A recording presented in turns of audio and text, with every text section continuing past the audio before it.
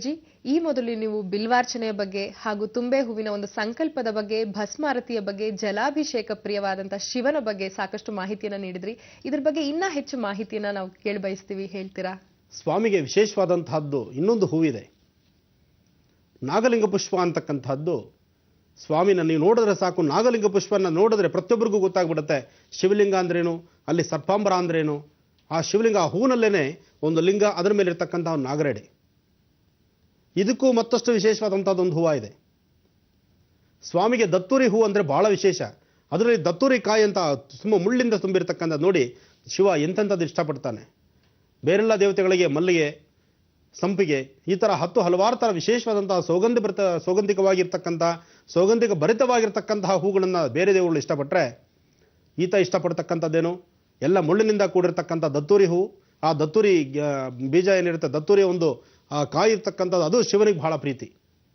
ಹಾಗಾಗಿ ಇವತ್ತು ನೀವು ಕಾಶಿ ಕ್ಷೇತ್ರಕ್ಕೆ ಹೋದರೆ ಅಲ್ಲಿ ದತ್ತೂರಿ ಹೂ, ಒಂದು ದತ್ತೂರಿ ಆದಂತಹ ಒಂದು ಕಾಯಿ ಏನಿರುತ್ತೆ ಅದನ್ನು ಶಿವನಿಗೆ ಅರ್ಪಣೆ ಮಾಡ್ತಕ್ಕಂಥದ್ದು ವಿಶೇಷ. ಭಸ್ಮಾಂಬರ ಧಾರಣೆ ಅಂತ ಹೇಳಿದೆ ನಾನು. ಸ್ವಾಮಿಗೆ ವಿಶೇಷವಾದಂಥ ರೀತಿ ಭಸ್ಮಾಭಿಷೇಕ ಯಾರು ಮಾಡಿಸ್ತಾರೋ ಅವರಿಗೆ ಹೃದಯಕ್ಕೆ ಸಂಬಂಧಪಟ್ಟಂಥ ಎಲ್ಲ ಕಾಯಿಲೆಗಳು ದೂರ ಆಗಿಬಿಡುತ್ತೆ.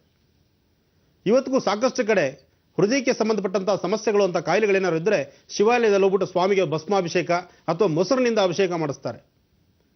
ವಾಮದೇವಾಯ ನಮೋ ಜ್ಯೇಷ್ಠಾಯ ನಮಃ ಶ್ರೇಷ್ಠಾಯ ನಮೋ ರುದ್ರಾಯ ನಮಃ ಕಾಲಾಯ ನಮಃ ಕಲವಿಕರಣಾಯ ನಮೋ ಬಲವಿಕರಣಾಯ ನಮೋ ಬಲಾಯ ನಮೋ ಬಲಪ್ರಮದನಾಯ ನಮೋ ಸರ್ವಭೂತಗಮನಾಯ ನಮೋ ಮನೋನ್ಮನಾಯ ನಮಃ. ಹಾಗೆ ಸ್ವಾಮಿಗೆ ಮೊಸರಿನಿಂದ ಅಭಿಷೇಕ ಮಾಡಿದ್ರೆ ಅಷ್ಟು ವಿಶೇಷ.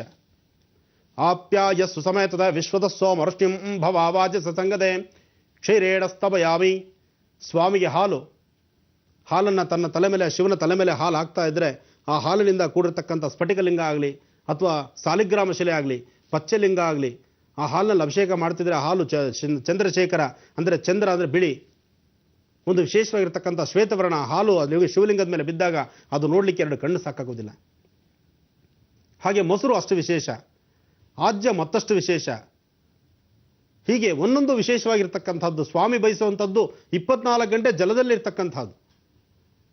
ಎಲ್ಲಿ ಶಿವಲಿಂಗ ಕಂಡುಡೆ ಒಂದು ಬೊಗಸೆ ನೀರನ್ನು ಹಾಕತಕ್ಕಂಥದ್ದು ಅಂತ ಹೇಳ್ತಾರೆ. ಅಂದರೆ ಲಿಂಗ ಎಲ್ಲಿರುತ್ತೆ ಅಲ್ಲಿ ಜಲ ಸಂಪ್ರೋಕ್ಷಣೆ ಆಗಬೇಕು, ಜಲಪ್ರೋಕ್ಷಣೆ ಆಗಬೇಕು.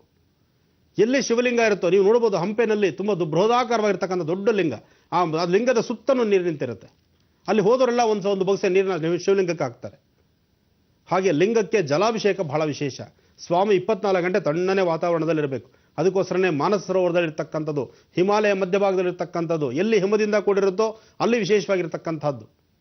ಹಾಗಾಗಿ ಅಮೃತಸರದಲ್ಲೂ ಸಹಿತ ಒಂದು ಶಿವಲಿಂಗ ಇದೆ, ವಿಶೇಷವಾಗಿರ್ತಕ್ಕಂಥದ್ದು. ಹೀಗೆ ಎಲ್ಲೆಲ್ಲಿ ಶಿವಲಿಂಗಗಳಿರುತ್ತೋ ನಾಳೆ ಶಿವರಾತ್ರಿ ದಿವಸ ಅಷ್ಟು ವಿಶೇಷವಾದ ಪೂಜಾನುಷ್ಠಾನಗಳಿರುತ್ತೆ. ಸ್ವಾಮಿಗೆ ಕಾಶಿನಲ್ಲಿ ವರ್ಷಕ್ಕೊಂದು ಸರ್ತಿ ವಿಶೇಷವಾದಂತಹ ಜನ್ಮ ನಕ್ಷತ್ರಚಾರ ಪ್ರಕಾರ ಅಲ್ಲಿ ದೇಹನ ಸುಟ್ಟಿರ್ತಕ್ಕಂಥ, ಅಂದರೆ ನಿಜವಾದ ದೇಹನ ಸುಟ್ಟಿರ್ತಕ್ಕಂಥ ಹೆಣ ಸುಟ್ಟಿರ್ತಕ್ಕಂಥ ಭಸ್ಮ, ಆ ಭಸ್ಮದಿಂದ ಸ್ವಾಮಿಗೆ ಅಭಿಷೇಕ ಮಾಡ್ತಾರೆ. ಎಂಥ ವಿಶೇಷತೆ ಇದೆ ನೋಡಿ. ಈ ದೇಹನ ಸುಟ್ಟಂತಹ ಈ ಭಸ್ಮದಿಂದ ಸ್ವಾಮಿಗೆ ಅಭಿಷೇಕ ಅಂದರೆ ನಿಜಕ್ಕೂ ಆ ದೇಹ ಎಂಥ ಪುಣ್ಯ ಮಾಡಿರಬೇಕು. ಈ ಮಾನವ ಜನ್ಮ ಎಷ್ಟು ಪುಣ್ಯ ಇದೆ, ಆ ಭಸ್ಮಕ್ಕೆ ಎಷ್ಟು ಶಕ್ತಿ ಇದೆ.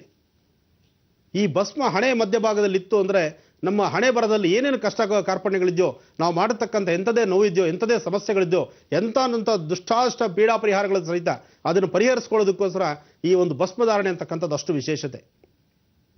ಭಸ್ಮಧಾರಣೆ ಯಾರು ಮಾಡ್ಕೊಂಡಿರ್ತಾರೆ, ಯಾರು ಭಸ್ಮಧಾರಣೆ ಇರುತ್ತೋ ಅವ್ರಿಗೆ ಆರೋಗ್ಯದಲ್ಲೂ ಅಷ್ಟೇ ಚೇತರಿಕೆ ಇರುತ್ತೆ, ಆ ಮುಖಕ್ಕೂ ಅಷ್ಟು ವರ್ಚಸ್ಸು ತೇಜಸ್ಸು ಬರುತ್ತೆ. ಇದು ಬರಲಿಕ್ಕೆ ಶಿವರೇ ಕಾರಣ.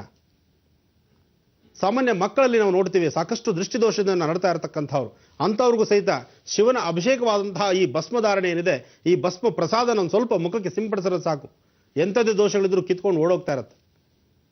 ಭೂತ ಚೇಷ್ಟೆಗಳಾಗಲಿ, ಭೂತ ಗ್ರಹಚೇಷ್ಟೆಗಳಾಗಲಿ ಅಂಥವಿರೋರಿಗೆ ಈ ಭಸ್ಮನ್ನ ಸ್ವಲ್ಪ ಮುಖಕ್ಕೆ ಊದ್ಬಿಟ್ರೆ ಸಾಕು, ಅಂಥ ಭೂತ ಚೇಷ್ಟೆಗಳು, ಎಂಥ ಗ್ರಹದೋಷಗಳಿದ್ರು ಗ್ರಹಚೇಷ್ಟೆಗಳಿದ್ರು ಸಹಿತ ಕಿತ್ಕೊಂಡು ಓಡ್ತಾ ಇರುತ್ತೆ.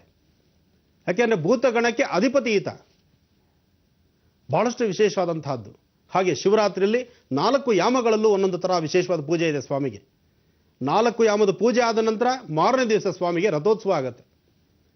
ಶಿವರಾತ್ರಿಯ ಹಿಂದಿನ ದಿವಸ ಕಲ್ಯಾಣೋತ್ಸವ ಮೇಲೆ 4 ಯಾಮಗಳಲ್ಲಿ ವಿಶೇಷವಾದ ಪೂಜೆ, 4 ಯಾಮದ ಪೂಜೆನೂ ಆದ ನಂತರ ಸ್ವಾಮಿಗೆ ಒಂದು ರಥೋತ್ಸವ ಆಗ್ತಕ್ಕಂಥದ್ದು. ಇಂತಹ ಒಂದು ಕ್ಷೇತ್ರಗಳು ಸಾಕಷ್ಟು ಕಡೆ ರಥೋತ್ಸವಗಳು ನಡೆಯುತ್ತೆ ಈ ಸನ್ನಿವೇಶದಲ್ಲಿ. ಶಿವರಾತ್ರಿಯ ಒಂದೊಂದು ವಿಶೇಷ, ಒಂದೊಂದು ದತ್ತೂರಿ ಗಿಡದ ಪೂಜೆ ಮತ್ತು ಶಿವನಿಗೆ ಬೇಕಾದಂಥ ಬಿಲ್ವಾರ್ಚನೆ. ಆ ಬಿಲ್ವಾರ್ಚನೆ ಅಂತೂ ಸ್ವಾಮಿಗೆ ಎಷ್ಟು ತೃಪ್ತಿಯಾಗಿ ಬಿಲ್ವಾರ್ಚನೆ ಮಾಡಿದ್ರೂ ಅಷ್ಟೇ ವಿಶೇಷವಾಗಿರುತ್ತೆ. ಸ್ವಾಮಿಗೆ ರುದ್ರಾಕ್ಷಿ ಅಂದರೆ ಬಹಳ ಪ್ರೀತಿ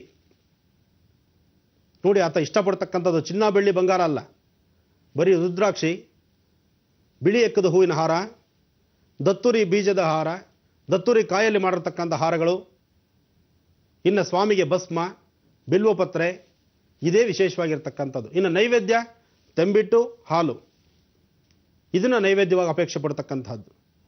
ಇದು ಏನು ತನಗಾಗಿ ಅಲ್ಲ, ಪುನಃ ಅದು ಹಿಂದಿರುಗಿ ಪ್ರಸಾದವಾಗಿ ಕೊಡ್ತಕ್ಕಂಥದ್ದು ಗುಣ.